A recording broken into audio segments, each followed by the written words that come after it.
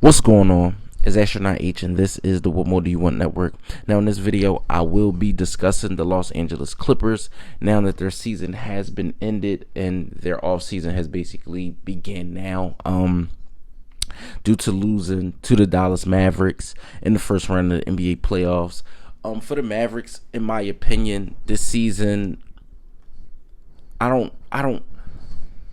Let me think, right, for a second, because was their season a failure?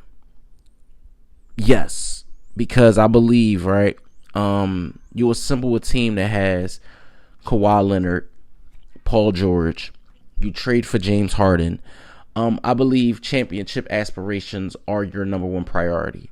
You have an owner that, is building a new stadium or a new arena, and you look at all of the moving parts. You look at how salary is concerned. You have Kawhi Leonard at the top, along with Paul George, making about the same amount, about 45 million. 45 million. You look at James Harden making about 35. You look at Norman Powell. You look at PJ Tucker. And the list goes on and on. Zubac, Terrence Mann, Mason Plumlee, guys like that, right? From top to bottom. Kawhi Leonard, until the year 26-27, is on your books. He'll be in 26-27. He'll be making about $50 million per year.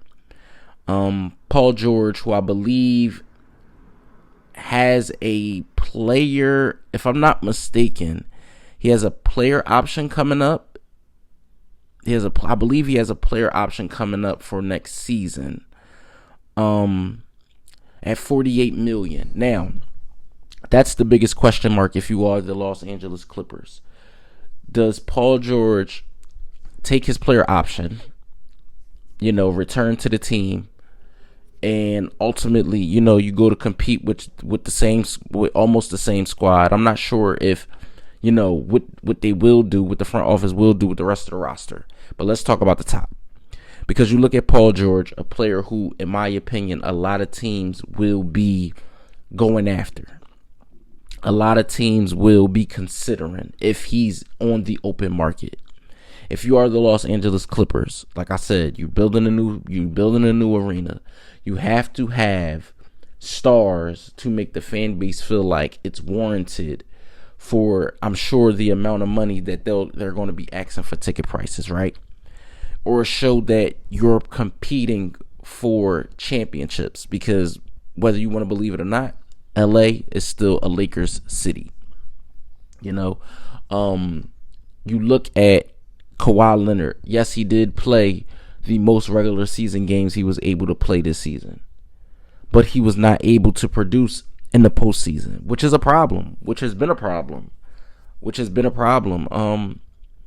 If you are the Los Angeles Clippers, it's like he's under contract, but the guy just can't stay healthy. He just cannot stay healthy. And we know when Kawhi Leonard is healthy and able to produce, what that means. He gives you a good chance to be able to compete, especially for championships. You look at James Harden, who didn't have the best start with the Clippers, but after he got into his role and he started hitting his stride, you looked at the Clippers as being a potential threat in the West. Not a top 3 team, but they were right there in the midst of it throughout the whole season. Again, losing to a team like Dallas, that 4-5 matchup is always shaky because it's basically splitting hairs.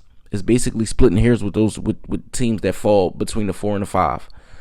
You look at Norman Powell, who was a 6th man of the year candidate. PJ Tucker has always been a dog.